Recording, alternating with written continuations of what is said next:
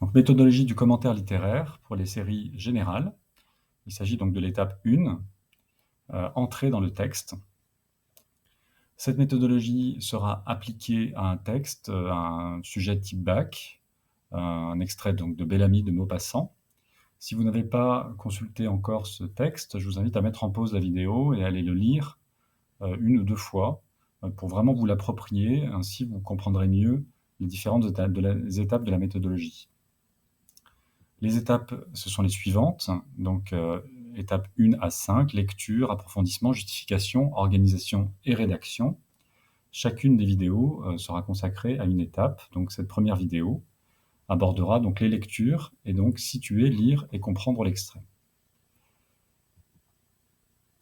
Nous allons donc dans les étapes 1 à 4, jusqu'à la construction du plan, tout sera amené au brouillon.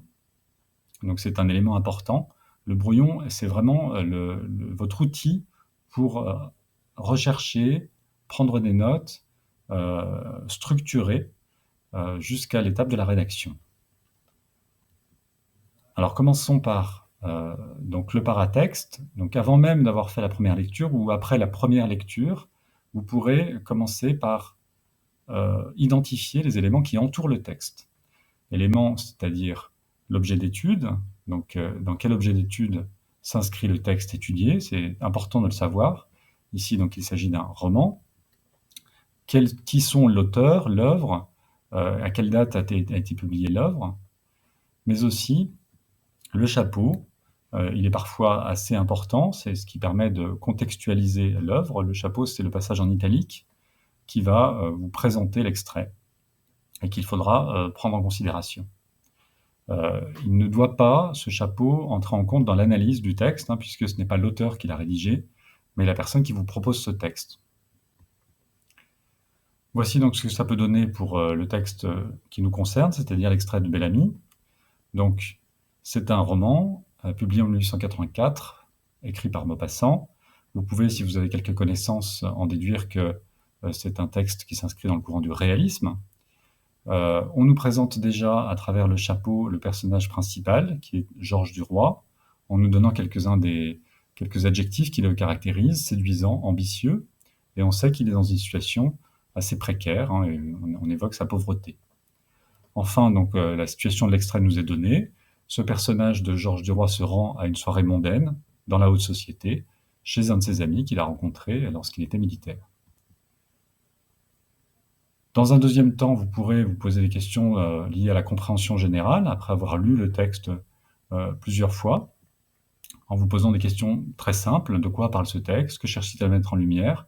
Quel est l'effet recherché? Vous verrez que ces simples questions vous guident déjà vers une compréhension de l'extrait qui va vous amener à certaines pistes d'interprétation déjà. Voici ce que cela peut donner. On constate à travers ces lectures que le personnage principal est Georges Duroy, et c'est le seul personnage finalement de cet extrait.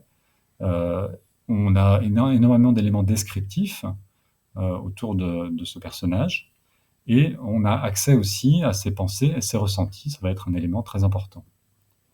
Autre élément intéressant, c'est la progression du texte.